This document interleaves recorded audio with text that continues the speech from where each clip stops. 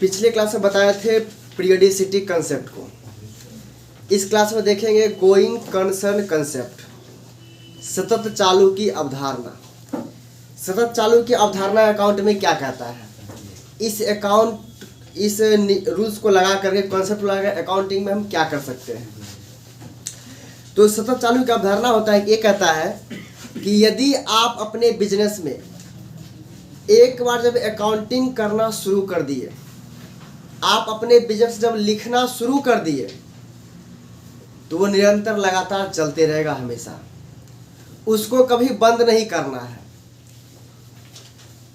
इसको कभी बंद नहीं करना है। बंद क्यों नहीं करना है? तो जैसे मान लीजिए आप बिजनेस आज स्टार्ट किए, कोई 5 लाख का मशीन आज खरीद कर ले आए, तो उस मशीन का अकाउंटिंग तो इस साल आप कर लिए, फिर अगले साल आप अकाउंटिंग यदि नहीं करेंगे तो जो कैपिटल इस साल लगा है 5 लाख मशीन खरीदने में, उसका बैलेंस शीट में मेंटेन नहीं हो पाएगा।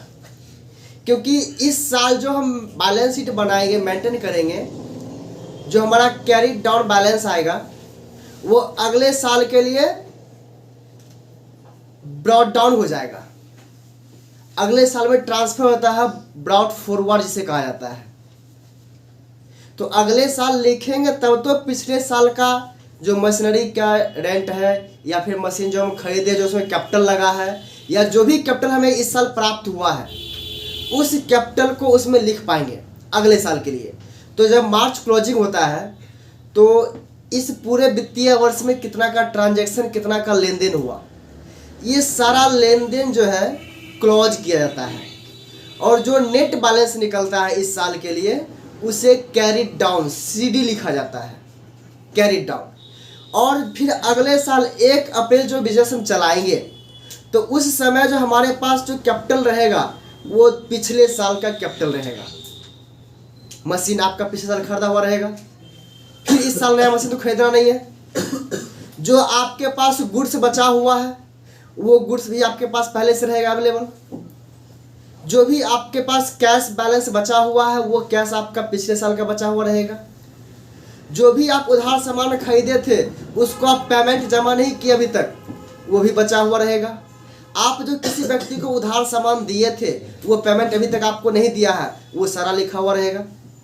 तो अकाउंटिंग यदि आप बंद कर देते हैं अगले साल, तो क्या वो सारा आप रिकवर कर पाएंगे? कभी नहीं कर पाएंगे। तो इसीलिए कहता है गोइंग कंसर्न कंसेप्ट, कि जब एक बार अकाउंटिंग शुरू हो गया बिजनेस में, इसे बीच में कभी दोबारा बंद नहीं करना है। इसे बीच में दोबारा कभी बंद नहीं करना है। ये कंटिन्यू लगातार जो है सो लिखते रहना है, चलते रहेगा। तभी जो है सो आपको अकाउंटिंग का ये कॉन्सेप्ट जो है सो, या फिर अकाउंटिंग जो आप कर रहे हैं, उसका प्रॉफिट मिल पाएगा। तो ये अकाउंटिंग में देखिएगा, this concept states that A business firm will continue to carry on its activities for an indefinite period of time. Simply state it means that every business entity has continuity of life. यानी कि business का life जब तक होता है, जैसे आप आज कोई मशीन बताए कि 5 लाख का मशीन खरीद लिए, तो वो बिजनेस में मशीन जो रहेगा वो लाइफ टाइम तक रहेगा। फॉर एग्जाम्पल मान लीजिए कपड़ा के फैक्ट्री में कपड़ा बुनाई करने वाला एक मशीन खरीद लिए, 4 लाख 5 लाख का मशीन आ गया, खरीद के लगा दिए, तो वो बिजनेस जब तक चलता रहेगा, तब तक वो मशीन उस 5 लाख का पूंजी उसमें लगा रहेगा, कैपिटल लगा रहेगा, जो हर साल बैलेंस शीट पर मेंटेन दिखाएगा कि इतने रुपए का पूंजी हमारे पास अवेलेबल है। हो सकता है मशीन बीच में कभी कभी खराब भी होगा। मान लीजिए ये 2 साल अच्छा चला, तीसरे साल मशीन खराब हो गया, तो उस मशीन पे हम क्या करते हैं, ठीक करवाते हैं, रिपेयर करवाते हैं। तो उस पे भी एक्सपेंस कुछ ना कुछ होगा बिजनेस का, मशीन ठीक करवाने के लिए। तो ये गोइंग कंसेप्ट कहता है कि यदि पहले आप लिख लिए और इस साल जब मशीन खराब हुआ तब आप नहीं लिख रहे हैं, उस पर उसका रिकॉर्ड आप नहीं कर रहे हैं, 5 लाख का मशीन खरीद लिए और आज मान लीजिए 50,000 रुपये उस पर एक्सपेंस हो रहा है, खर्च हो रहा है, तो हो गया कितना, 5,50,000। लेकिन बीच में आप 2 साल 3 साल तो उसी मशीन से प्रॉफिट कमाए हैं, उसी से आप गुड्स तैयार किए हैं, तो उस मशीन से आप कितना गुड्स तैयार किए हैं। तो जब तक आप नहीं लिखेंगे कंटिन्यू तब तक आपको पता नहीं चल पाएगा। तो ये है गोइंग कंसर्न कंसेप्ट। आगे देखते हैं, कहता as it provided as basis of showing the value of assets in the balance sheet. For example a company purchase a plant and machinery of 1 lakhs and its life span is 10 years।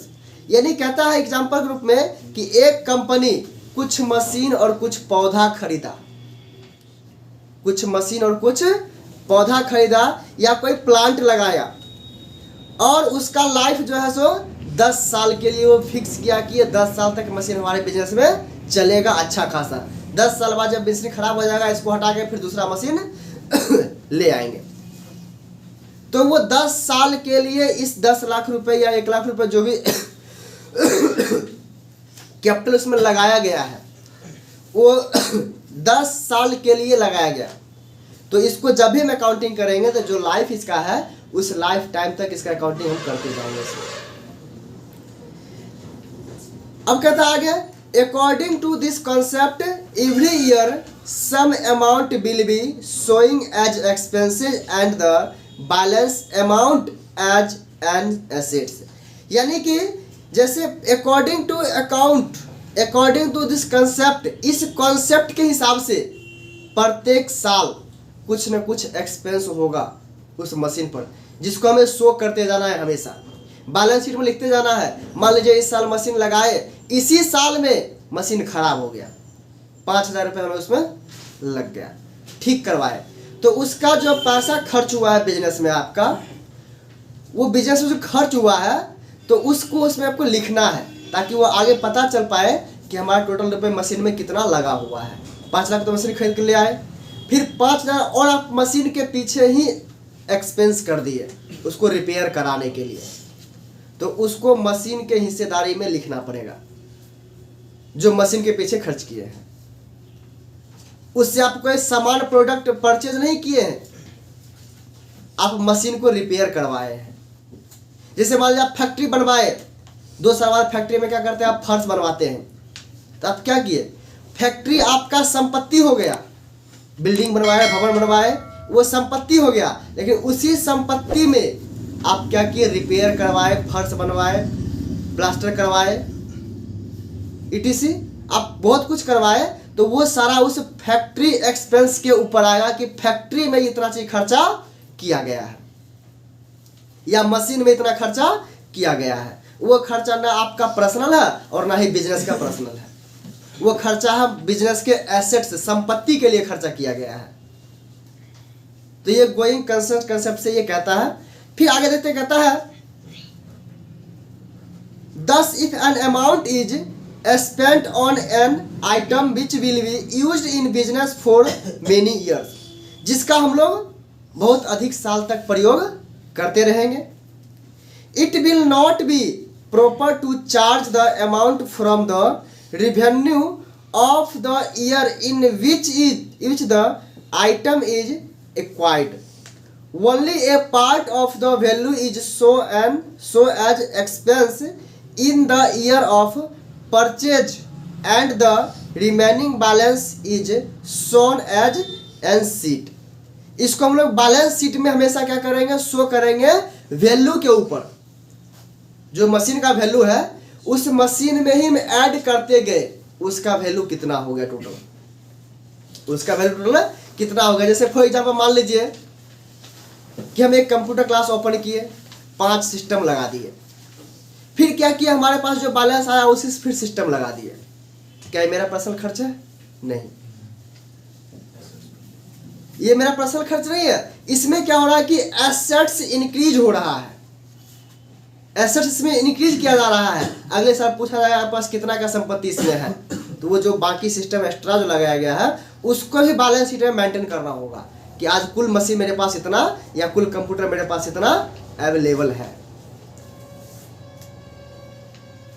देखिए इसी को हिंदी में क्या कहता है, इस अवधारणा में कहा गया है कि एक व्यापारिक फर्म अपनी गतिविधियों को अनिश्चित अवधि के लिए जारी रखेगी। मतलब अनिश्चित अवधि, हमेशा के लिए जारी रखना है इसे।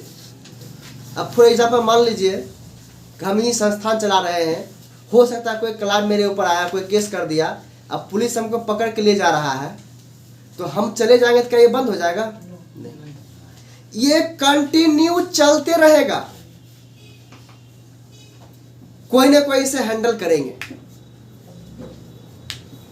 बिजनेस में भी यही है। मान लीजिए हम जा रहे हैं और आप हमारे यहाँ पैसा पेड कर चुके हैं, कुछ पैसा बाकी है, तो हम तो चले गए, अब आपका पैसा का हिसाब कैसे होगा? तो हम उसको लिख के रखेंगे, जो अगले व्यक्ति यहाँ आएंगे उसको हैंडल करेंगे, तो वो कंटिन्यू उस पर चलते रहेगा। अब ऐसे ही हमारे ब्लॉक में केस अभी आया है जस्ट हाल ही में, वो व्यक्ति रिटायर किया, कोई एक व्यक्ति 2009 में रिटायर किया और 2009 में ही 8 महीना बाद वो मर गया। अभी उसकी वाइफ 1 साल पहले हाई कोर्ट में केस की है ब्लॉक के ऊपर, जब हमको पैसा नहीं मिला है, पेंशन नहीं मिल रहा है। तब मान लीजिए वो व्यक्ति उस समय कौन वीडियो थे, कौन बड़ा बाबू थे, कौन व्यक्ति पैसा दे रहा था, वो उस व्यक्ति को खोजने जाएंगे कहीं? नहीं, वो सारा चीज लिख करके रखा हुआ है, उससे हमको हिसाब बनाना है, उससे हमको हिसाब निकालना है कि कितना पैसा दिया गया है, कितना पैसा बकाया है, और अब हमें इसे कितना रुपया देना है। तो इस प्रकार से अकाउंटिंग आप कंटिन्यू करते चलेंगे, हमेशा कभी अकाउंटिंग को बंद नहीं करेंगे। अब कहता है बस कहा, इसका मतलब है कि हर व्यवसाय इकाई में जीवन की निरंतरता होती है, इस प्रकार यह निकट भविष्य में भंग नहीं किया जाएगा। मतलब आगे फ्यूचर में इसको बंद नहीं किया जाएगा। यह लेखांकन की एक महत्वपूर्ण धारणा है, क्योंकि यह बैलेंस शीट में संपत्ति का मूल्य दिखाने के लिए आधार प्रदान करती है।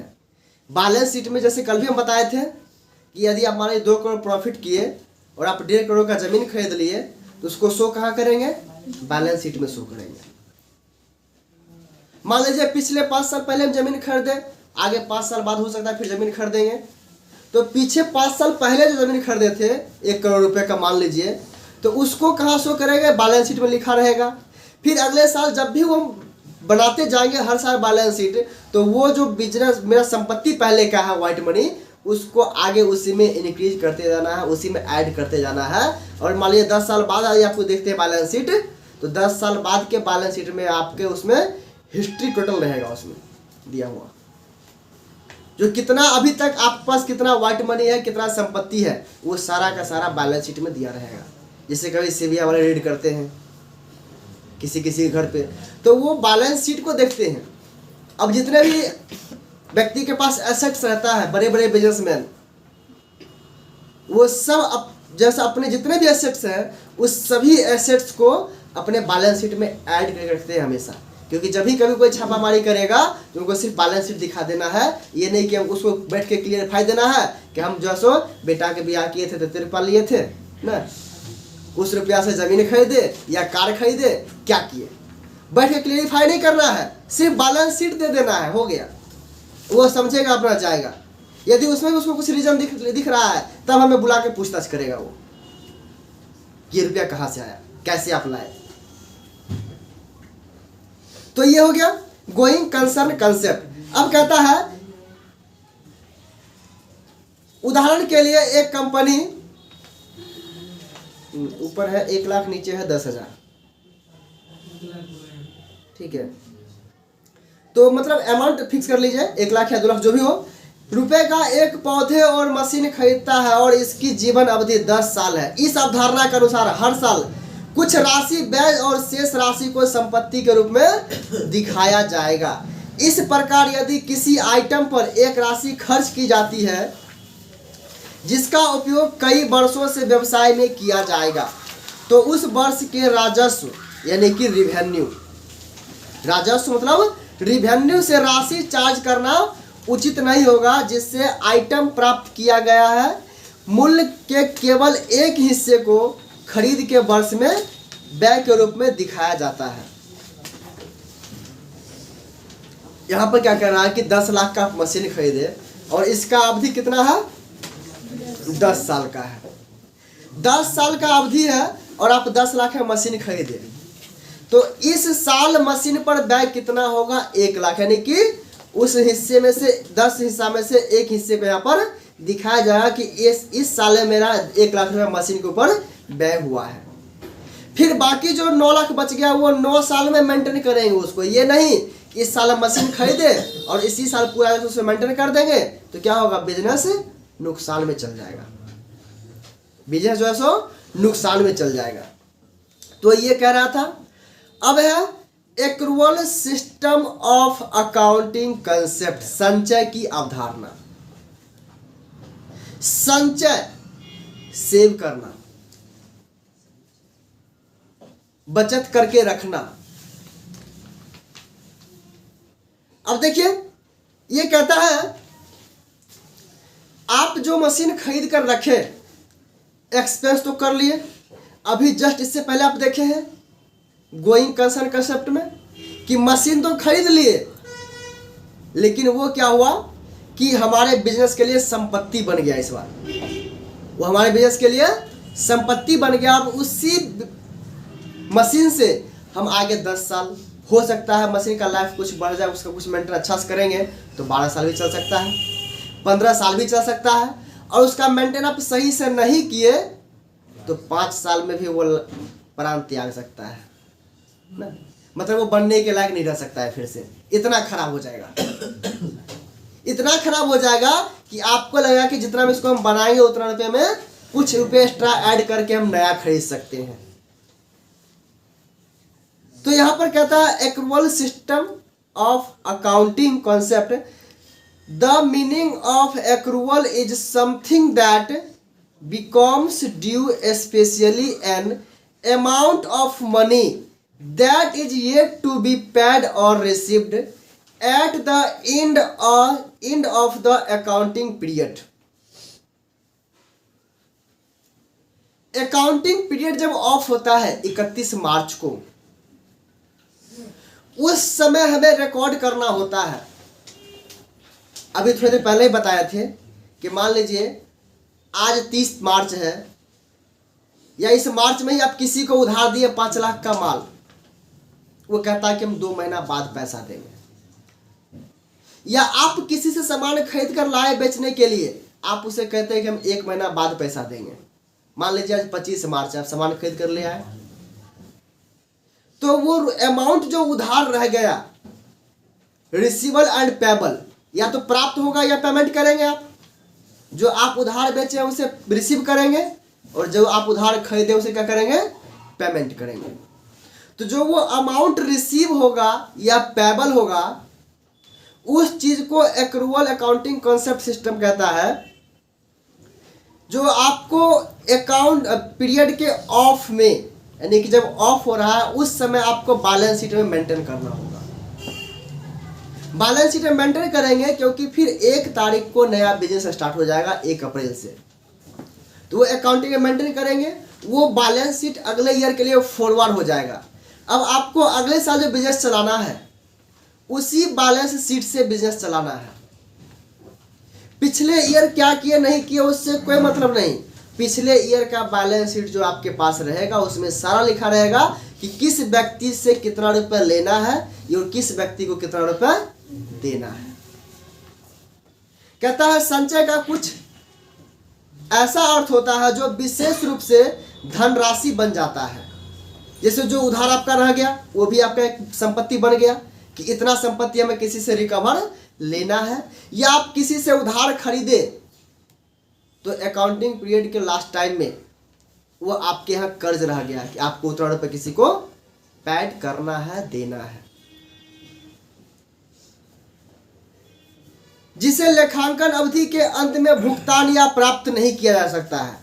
यहाँ पर ऐसा धनराशि जिसे लेखांकन अवधि के लास्ट में या अंत में भुगतान या प्राप्त आप नहीं कर रहे हैं, अभी जस्ट बताया मार्च में जब होता है वो पैसा आप सामान खरीद लिए, लेकिन पेमेंट होगा 1 महीने बाद, 2 महीने बाद, आप भी रिसीव करेंगे 1 या 2 महीने बाद। तो ये संपत्ति क्या है, आपको न रिसीव हो रहा और न ही पे करना है, बस बैलेंस शीट में इसको लिख देना है। इसका मतलब है कि जब वे प्राप्त हो जाते हैं तो राजस्व को पहचाना जाता है कि हमें ये प्राप्त, यानी कि रेवेन्यू को पहचाना जाता है कि हमें ये प्राप्त हो गया। हालांकि नकदी प्राप्त होती है या प्राप्त नहीं होती है, नकद आपको प्राप्त हो भी सकता है और प्राप्त नहीं भी हो सकता है बिजनेस के लास्ट टाइम में, फाइनेंशियल ईयर पीरियड के लास्ट टाइम में। और जब वे दे होते हैं, दे मतलब पे करना, पेबल, प्राप्त या प्राप्त रिसीवल हो गया, और पेड करना पेबल हो गया। तो खर्चों को पहचाना जाता है, यानी कि आप उसे पेड करना है तो आप समझ लीजिए कि मेरा अगले साल इतना खर्चा होगा। जो आपको प्राप्त होना है वो समझिए कि आपका ये इनकम है, आमदनी है। खर्चों जो प्राप्त होना है या प्राप्त नहीं हुआ है वो क्या हुआ, मेरा रिवेन्यू हो गया, राजस्व हो गया। और जो हमें पे करना है वो क्या हो गया, खर्चा के रूप में उसको पहचानेंगे, उसको इस तरह से पहचानेंगे कि ये खर्चा है, और जो प्राप्त होगा वो हमारा इनकम हो गया। हालांकि नकदी का भुगतान किया जाता है या भुगतान नहीं किया जाता है। जो आपका खर्चा है, आप बैलेंस शीट बना रहे हैं, आप 31 मार्च को आपके पास यदि पैसा है तो आप चाहते हैं कि हम भुगतान कर दें, यदि नहीं है तो आप कहते हैं भुगतान नहीं करेंगे, बाद में करेंगे, तो वो खर्चा है आपके पास। दोनों लेन देन उन लेखांकन अवधि में दर्ज किए जाएंगे, या तो प्राप्त होना है या देना है। उन दोनों लेन देन को लेखांकन की अवधि में हम लोग क्या करेंगे, रिकॉर्ड करेंगे, दर्ज करेंगे, जिनसे वे संबंधित है, मतलब जिससे वो संबंधित है। यदि संपत्ति से संबंधित है तो संपत्ति से, यदि पेबल है तो पेबल पे लिखेंगे, रिसीवल है तो रिसीवर में लिखेंगे। तो जिससे संबंधित है उसमें दोनों लेन देन को, दोनों ट्रांजैक्शन को हम लोग वहां पर लिखने का काम करेंगे। संचय अवधारणा नकदी की प्राप्ति, संचय अवधारणा कहता है नकदी की प्राप्ति और व्यय के संबंध में नकदी का भुगतान करने के लिए राजस्व और नकदी और दायित्व के वास्तविक भुगतान के संबंध में नकद प्राप्त करने का अधिकार बनाता है। ये कॉन्सेप्ट जो है ये आपको अधिकार दे रहा है कि आपको नकद कैसे प्राप्त करना है, नकद लेना है आपको या नकद देना है, ये आपको अधिकार मिल रहा है। जिसे कोर्ट में कोई कानूनी पेश किया जाता है, हर एक कानून में हर एक का अलग अलग अधिकार होता है। जैसे अनुच्छेद 17 में प्रेस का स्वतंत्रता अधिकार है, उसका स्वतंत्रता अधिकार है, वो किसी भी व्यक्ति का जाके इंटरव्यू ले सकता है, उसको कोई रोक नहीं सकता है कहीं भी। इसी तरह से ये अकाउंटिंग भी आपको कहता है कि आपका अपना अपना सबका अधिकार होता है, अपना अपना अधिकार से आप अकाउंटिंग भी करेंगे। ये आपका अधिकार लिखने को दे रहा है कि आप उधार लिख सकते हैं, यहाँ पर उधार लेना या उधार देना दोनों चीज आप यहाँ पर लिख सकते हैं। अगला है मैचिंग कॉन्सेप्ट। मैचिंग करता है मिलान करने वाली अवधारणाएं। मैचिंग कॉन्सेप्ट जैसे आप लोग कोई क्वेश्चन बनाते होंगे, लकीर खींचकर मिलान करते थे, उसी प्रकार से बिजनेस में भी मैचिंग कॉन्सेप्ट होता है।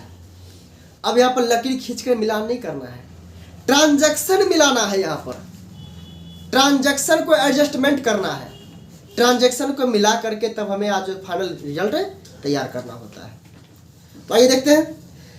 The matching concept states that the revenue and expense ensured to earn the revenue must be belong to the same accounting period।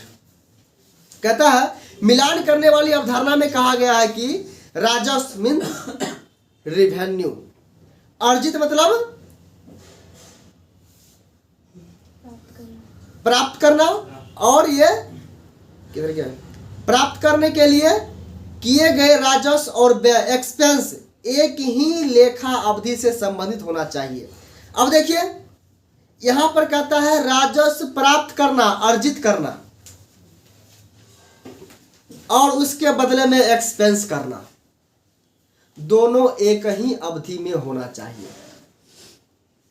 दोनों एक ही अवधि में होना चाहिए, एक ही अवधि से संबंधित होना चाहिए। तो एक बार राजस्व का एहसास हो जाने के बाद अगला कदम इसे प्रासंगिक लेखांकन अवधि में आवंटित करना है। कहता है इसमें so once the revenue is realized the next step is to allocate it to the relevant accounting period. This can be done with the help of accrual concept. और यह संचय की अवधारणा के मदद से किया जा सकता है। संचय की जो अवधारणा है इसके मदद से किया जा सकता है। ये मैचिंग कॉन्सेप्ट, आप जो भी बैक कर रहे हैं, जो भी आप रिसीव कर रहे हैं, वो एक ही अवधि का होना चाहिए। रियलाइजेशन कॉन्सेप्ट, वास्तविकता, वास्तविक की अवधारणा। अब बिजनेस में वास्तविक क्या है, बिजनेस में वास्तविक होता क्या है, तो आइए देखते हैं। This concept state that revenue from any business transaction should be included in the accounting records only when it is realized। कहता है इस अवधारणा में कहा गया है कि किसी भी व्यापार लेन देन से राजस्व को केवल तभी प्राप्त होने पर लेखांकन रिकॉर्ड में शामिल किया जाना चाहिए। अब जैसे हम कहे आज पेमेंट आप जमा कीजिए, आप कहे सर लिख लीजिएगा हम दे देंगे ना,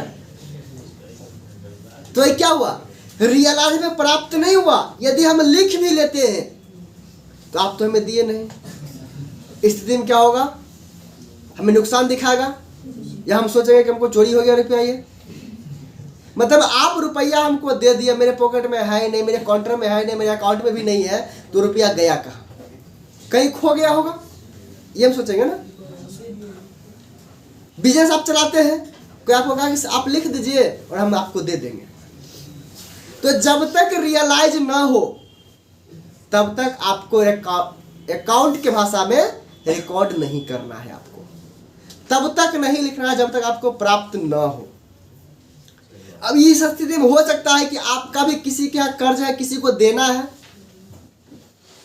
आप क्या किए कि सोचे वो लिख देते हैं बाद में रुपया दे देंगे, आप लिख दिए, जब आपसे वो 1 महीना बाद रुपया मांगने आया था आप क्या किए, खाता वही पलटने लगे, अरे यहाँ तो पेड किया हुआ, आप डांग लेके उठते हैं पीटने के लिए उसे, रुपया तो हम तुमको दे दिए हैं, अब क्या चीज रुपया मांग रहा है, अब वो कह रहा हमको दिए नहीं किए हैं। उसी स्थिति में झगड़ा हो जाता है, मारपीट हो जाता है।